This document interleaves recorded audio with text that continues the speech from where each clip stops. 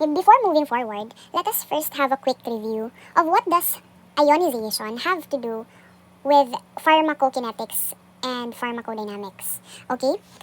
First is, when we look at the term polarity, ayan, nasa left side, una nating maiisip dyan, no? Kung naaalala nyo pa yung basic chemistry nyo, this is all about knowing if there any presence of electronegative atoms. Example dyan, oxygen, nitrogen, halogens. So we all know that this initially, this gives initial charges, partial charges, sorry. That makes the molecule a dipole that later on, makes it polar. Okay? Example natin dyan, most common example, is the functional group carboxylic acid. Okay? Number 2, pag sinabi naman natin polar, di ba? Una nating naisip yung mnemonics na hype. Okay? Una nating naisip, once again, yung mnemonics na hype. Okay? Dito naman tayo sa kabilang side. Pag sinabi naman nating non-polar, una nating naisip dyan, dapat, ay Luna. Okay? Kasi L for lipophilicity, ayan, lipophilicity, non-polar, unionized, absorb. Okay, dito tayo mag-focus sa table. Now, this table, mainly summarizes, the relationship between the pH, of the environment and the pKa of our drug substance. Okay? Alam naman natin na yung pKa, okay, this is the ability of our substance, or something to release, H ions. Ayan. Balikan na lang po natin yung mga basic chemistry natin dyan. But anyway, pag sinabi natin weak acid, in a high pH, anong ibig sabihin ng high pH? Diba basic, In a basic environment, ang weak acid raw class ay may negative charge. Okay? Focus muna tayo sa column na to. But in low pH, or acidic environment, ang weak acids natin ay neutral or no charge. Wala silang charge. Okay? So let's look at the example here. Itong carboxylic acid natin dyan, In high pH daw, ang weak acid natin na carboxylic acid ay magiging COO negative. Okay? Magkakaroon siya ng charge which is negative. And in low pH, magiging neutral po siya or no charge.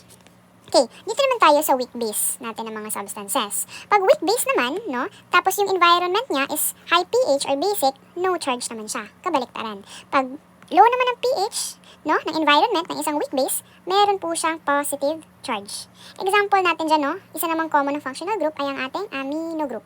Ayan.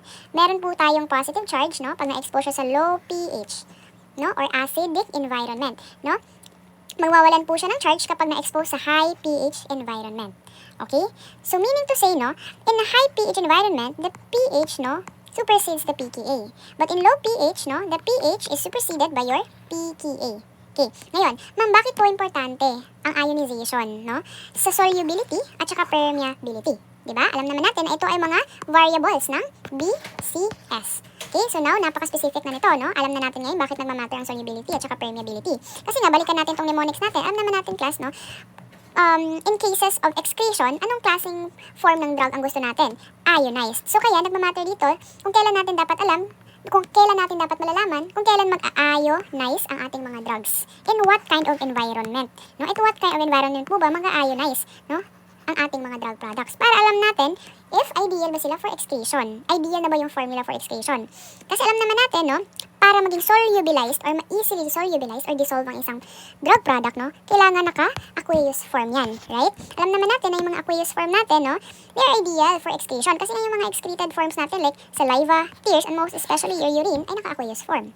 So it matters. Kung dapat, alam natin, pag weakly acidic, is it ionized in high pH? Yes. Is it ionized in low pH? No. Okay, so you will know when thus, your drug becomes ionized, in what kind of environment, and what kind of pKa value. Now, dito naman tayo sa membrane permeability.